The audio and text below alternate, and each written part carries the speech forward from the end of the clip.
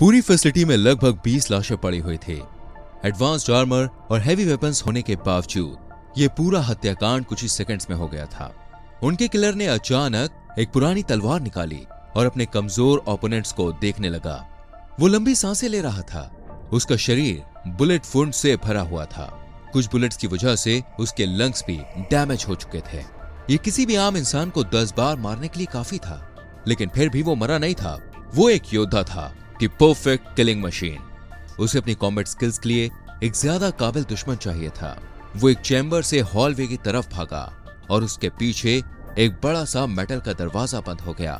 Hall की दूसरी तरफ वाला दरवाजा भी ऐसे ही बंद हो गया। वो ये सोचकर हंसने लगा कि किसी ने उसे इस तरह से बंदी बनाने का सोचा था। लेकिन फिर उसके पास बड़े वाल्व्स खुलने लगे।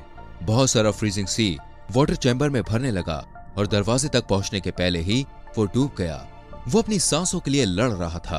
अपने लंग्स की खराब स्थिति के बावजूद भी उसने काफी देर तक सांस लेने की कोशिश की, लेकिन फिर उसने अपनी आखिरी सांस ली और उसका मरा हुआ शरीर हॉलवे में तैरने लगा।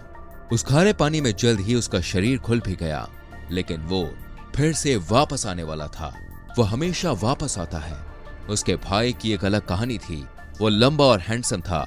उसके माथे पर कोई सुमेरियन टैटू था। उसका ज्यादातर समय पढ़ने, स्टाफ के साथ बातचीत करने और फैसिलिटी में घूमते हुए बीतता था। अब उसने फैसिलिटी में हुए लेटेस्ट इंसिडेंट के बारे में सुना तो उसने गहरी सांस ली। कहीं ना कहीं उसे पता था कि यह सब उसी की गलती थी। कई सदियां बीत चुकी थी, लेकिन क्या इतनी देर हो गई थी कि चीजों को सही नहीं किया जा सकता था? 6 दिनों के बाद दोनों फेस टू फेस खड़े हुए थे। ये मीटिंग कई दिनों से होनी थी, लेकिन ये खून खराबे के साथ ही खत्म होनी थी। टैटू वाले इंसान के पास आर्म्स नहीं थे। वो रिग्रेट से भरा हुआ था। योद्धा की आंखें गुस्से से जल रही थी। उसने अपनी तलवारें निकाली और थोड़ी ही देर बाद कोई जमीन पर गिर पड़ा। ये दो अजीब लोग कौन हैं और इस मीटिंग की क्या इंपॉर्टेंस है? हमारी यूनिवर्सिटी में हो सकता है कि ये दोनों लोग कभी ना मिले हो, लेकिन इसका मतलब ये नहीं कि कोई ऐसा दूसरा यूनिवर्स एग्जिस्ट ही नहीं करता जहां पर ये फिर से नहीं मिल सकते। और हमारी आज की कहानी उसी यूनिवर्स की कहानी है। इन दोनों के बीच की कहानी काफी समय पहले शुरू हुई थी, जब ये डिस्ट्रक्शन के रास्ते पर चल पड़े थे। लेकिन ये जानने के लिए कि इन दोनों की मुलाकात फिर कैसे हुई, हमें सिर्फ कुछ दिनों पीछे जाना पड़ेगा। एससीपी फाउंडेशन की निगरानी में रहने वाले बाकी जीवों के मुकाबले ये काफी कुछ इंसानों जैसे ही लगते हैं, लेकिन इसमें कोई डाउट नहीं है कि ये अनोमलस लगते हैं। इन्हें SCP-073 और SCP-076 कहा जाता है। इन्हें केन और एबल भी कहा जाता है।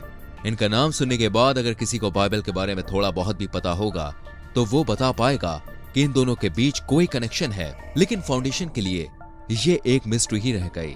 फाउंडेशन जानना चाहता था कि ये कहानी कितनी सच है। SCP रिसर्चर्स ने SCP-073, जिसे केन भी कहा जाता है, उसको अप्रोच किया और उससे पूछा कि क्या वो अपने भाई से आखिरी बार मिलना चाहता था। केन को इसका जवाब देने में 3 दिन लगे। हाँ, लेकिन एक शर्त थी। केवल वही इंसान था जो इस मिशन को अबॉर्ट कर सकता था। काउंसिल ने डिसीजन लेने से पहले इस बारे में 3 दिनों तक सोचा और क्रॉस टेस्टिंग को अप्रूव कर दिया। जो 2 भाई इतनी सदियों से नहीं मिल पाए थे, वो आखिरकार मिलने वाले थे और SCP फाउंडेशन देखना चाहता था कि इनके मिलने पर क्या होगा। सेफ्टी पर्पसेस की वजह से ये क्रॉस टेस्ट 076 की कंटेनमेंट फैसिलिटी में होना था। ये समुद्र से 200 मीटर नीचे एक बेडरॉक चैम्बर था। इस मीटिंग के लिए इस जगह को सेफ माना जा रहा था, लेकिन अगर हम SCP-076 की बात करें तो सेफ सही शब्द नहीं है। इसके एस्केप अटेम्प्ट्स काफी फ्रीक्वेंट, अनप्रेडिक्टेबल और डेडली रहे हैं और इसके साथ काम करने वाले हर इंसान को पता है कि ऐसा क्यों होता है। किसी को भी देखने में अजीब लगेगा कि 3 मीटर स्क्वायर स्टोन क्यूब, जिसे SCP-0761 कहा जाता है, उसके लिए इतनी कॉम्प्लेक्स फैसिलिटी क्रिएट की गई थी। असली खतरा तो इसके अंदर स्टोर की गई लाश है, जिसे SCP-07602 या एबल कहा जाता है। ये इसकी वजह से है। ये एक दुबला पतला ऑलिव स्किन वाला इंसान है, जिसे देखकर ऐसा लगता है कि ये अपने लेट 20s में है। लेकिन इसका सबसे अलग फिजिकल फीचर ये है कि आंख, इन और आकल टैटूज से कवर्ड है। इनमें से ज्यादातर में तो भूतिया शक्लें बनी हैं, जैसी याकुजा के मेंबर्स में पाई जाती हैं। जब एबल की तलाश कभी कभी जिंदा हो जाती है तो उसके आसपास मौजूद सभी लोग खतरे में आ जाते हैं। वो मिनिएचर डायमेंशनल रिफ्ट से ब्लेडेड वेपन्स पुल कर सकता है, पर यह सब इतना जल्दी हो जाता है कि देखने में लगता है कि ये हथियार उसके हाथ में भी मटेरियलाइज हो रहे हैं। इसे कंटेन कर पाने के कई एफर्ट्स के बावजूद ये कंटेनमेंट ब्रीच करके तबाही मचा चुका है और इसकी वजह से कई सारे फाउंडेशन पर्सनल की मौत भी हो चुकी है। एबल के पास सुपर ह्यूमन स्ट्रेंथ, स्पीड और ड्यूरेबिलिटी है। पिछले कंटेनमेंट ब्रीचेस में इसने .50 कैलिबर मशीन गन से राउंड श्रग ऑफ किए थे, स्टील के दरवाजे तोड़ दिए थे और हैंड गन्स और असॉल्ट राइफल से बुलेट फायर की थी। इसको मारकर खत्म कर देना ही इस तबाही से बचने का एकमात्र रास्ता है। और पिछले कंटेनमेंट ब्रीचेस के दौरान फाउंडेशन ने ऐसा करने की कोशिश भी की है। इसे पानी में डुबाया गया है, क्रश किया गया है। इसकी चेस्ट कैविटी में डायरेक्ट थर्माइट ग्रेनेड डालकर इसे जलाने की कोशिश की गई है और फैसिलिटी के ऑन साइट न्यूक्लियर वॉरहेड को भी डिसइंटीग्रेट किया गया है। ये ओवरकिल जैसा लग रहा होगा, लेकिन अगर एबल मेजर पॉपुलेशन सेंटर तक पहुंच गया तो मौतों की गिनती नहीं की जा सकेगी। डेथ खुद भी इसे ज्यादा समय तक रोक नहीं सकती। इसकी बॉडी जल्दी से डिकम्पोज होने लगती है और फिर से SCP-07601 के अंदर रीअपियर हो जाती है।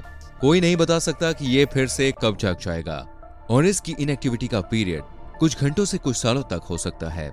इसकी वजह से गार्ड्स इसे लगातार ऑब्जर्व करते रहते हैं और इस खतरनाक कॉम्बेटेंट के साथ लड़ने के लिए हमेशा तैयार रहते हैं। ये इतना परफेक्ट किलर है कि एक बार फिर एबल को वेपनाइज करने के लिए एक प्रोजेक्ट बनाया गया था, लेकिन ये फाउंडेशन के लिए एक फेलियर साबित हुआ। जब फाउंडेशन के पास मिशंस खत्म हो गए तो ये अपने दोस्तों को ही मारने लगा और उसको इस बात का कोई रिग्रेट नहीं होता था। ये अपने अलाइज को बिल्कुल अपने दुश्मनों की तरह मारता था। इंटरेस्टिंग ये है कि एबल का सेंस ऑफ ऑनर थोड़ा ट्विस्टेड है। ये उन कॉम्बेटेंट्स की रिस्पेक्ट करता है जो इसे चैलेंजिंग लगते हैं। इसने गार्ड्स के प्रति भी थोड़ी फिक्र जाहिर की है। लेकिन आप बेवकूफ मत बनिए, एबल के बारे में आपको कुछ सोचना ही नहीं है। या तो आप इसे मार दीजिए या ये आपको मार देगा, और यकीन करिए ये मारने में आपसे काफी ज्यादा बेहतर है। दुनिया खत्म करने वाले एनोमलीज या मास किलर्स जैसे SCP-682 इसे ओवरशैडो कर देते हैं, लेकिन एबल भी फाउंडेशन के सबसे खतरनाक जीवों में से एक है। एबल का साथी 073 एकदम अलग है। इसका नाम बाइबल वाले मर्डर जैसा ही है, लेकिन ये वैसा बिल्कुल भी नहीं है। ये एक लंबा सा व्यक्ति है जो अपने अर्ली 30s में है।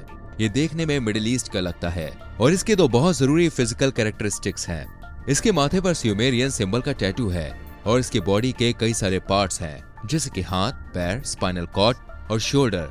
ब्लेड की कुछ जगह मिस्टीरियस प्रोस्थेटिक्स लगे हुए हैं। केन पोलाइट है, लड़ाई नहीं करता है और इसके साथ बातचीत की जा सकती है। कुछ रेगुलेशंस के साथ वो अपनी फैसिलिटी में खुलेआम घूम सकता है, लेकिन ये प्लांट लाइफ या अनकवर्ड ग्राउंड के कांटेक्ट में नहीं आ सकता। ऐसा इसलिए है क्योंकि वैसे तो ये हार्मफुल नहीं है, लेकिन अगर ये प्लांट या ग्राउंड के साथ डायरेक्ट कांटेक्ट में आ जाए तो प्लांट्स मर जाते हैं और ग्राउंड बंजर होने लगते हैं। अगर कभी केन को नेचुरल एनवायरनमेंट में फिर से इंट्रोड्यूस किया जाए तो केवल इसकी मौजूदगी की वजह से इकोलॉजिकल तबाही मच सकती है। उस तरह से ये एबल की तरह ही बड़ी बड़ी पॉपुलेशन के लिए खतरनाक हो सकता है। प्लांट्स के लिए खतरनाक होना केन की कई एनोमलस एक्टिविटीज में से एक है। इसकी मेंटल कैपेबिलिटीज एक्स्ट्राऑर्डिनरी है और मेमोरी लगभग परफेक्ट है। इसकी मेमोरी इतनी तेज है कि कुछ फाउंडेशन पर्सनल ने यहाँ तक सजेस्ट किया है कि फाउंडेशन की कलेक्टिव नॉलेज के लिए केन के माइंड को एक बैकअप सर्वर की तरह यूज किया जा सकता है। लेकिन इसकी सबसे फेमस एनोमलस एक्टिविटी ये है कि ये एक तरह की इमॉर्टल ह्यूमन वुडू डॉल की तरह एक्ट कर सकता है। जी हाँ, किसी भी डैमेज की वजह से केन को कोई परमानेंट चोट नहीं लग सकती। ये डैमेज उल्टा नुकसान पहुंचाने वाले इंसान को ही हो जाता है। केन को इसका दर्द महसूस होता है, लेकिन फंक्शनली ये इमॉर्टल है। ये कभी नहीं मर सकता है। इसकी डैमेज को रिफ्लेक्ट करने की एबिलिटी की वजह से कुछ टेस्ट्स कर पाना नामुमकिन हो गया है। जब डॉक्टर्स इसके शरीर से खून निकालते हैं तो इनके खुद के खून के सैंपल निकलने लगते हैं और इनकी स्किन पर ब्लड टेस्टिंग की वजह से निशान पड़ जाते हैं। लेकिन अभी फाउंडेशन के लिए सबसे इंटरेस्टिंग ये है कि केन को टेबल के बारे में कुछ पुरानी जानकारी है, लेकिन जब उससे पूछा गया तो उसने कोई भी एक्स्ट्रा इन्फॉर्मेशन बताने से मना कर दिया और ये कहा कि उसे और एबल को कभी कांटेक्ट में नहीं लाना चाहिए। लेकिन अगर कोई हमेशा के लिए जिंदा रहने वाला है तो कभी नहीं बोलने का क्या मतलब होता है। केन आखिरकार टेस्ट के लिए मान गया। किसी को नहीं पता कि उसका मन कैसे बदल गया। केन को उसके एक्सेस पॉइंट से एबल के अंडर वाटर प्रिजन तक ले जाया गया। एक्सपेरिमेंट की डिजाइन काफी सिंपल थी। एबल को अगले रीएनिमेशन तक केन को कंटेनमेंट फैसिलिटी में टेम्परेरी रेजिडेंस दे दिया गया, जिसके बाद उनके बीच के इंटरेक्शन को ध्यान से ऑब्जर्व किया जाना था। हो सकता है कि इसमें कुछ हफ्ते, महीने या सालों भी लग जाए, लेकिन जब एबल फिर से उठेगा तो केन वहां पहले से ही मौजूद होगा। खैर, जैसे ही केन ने वहां पर कुछ शब्द बोलने शुरू किए, एबल को जिंदा होने में केवल कुछ ही मिनट का समय लगा। अगर आप एक हार्ट वार्मिंग रीयूनियन सोच रहे हैं तो फिर से सोचिए। केन ने माफी मांगने की कोशिश की, लेकिन तब तक एबल ने उसे बहुत तेज मार दिया। पर केन की डैमेज रिफ्लेक्टिंग प्रॉपर्टी की वजह से चोट एबल के खुद के सर पर आ गई। एबल के फिर से रीजनरेट होने तक केन उसके बगल में ही रहा। जिंदा होने के तुरंत बाद उसने फिर से केन को मारने की कोशिश की। ये लगातार चलता रहा और आखिरकार एबल खुद भी इससे थक गया था। ये दोनों रोते हुए एक दूसरे के गले लग गए। एबल ने अपने भाई से पूछा कि उसने उसकी जान क्यों ली। केन ने माफी मांगते हुए कहा कि ये सब उसने बेवकूफी में किया था।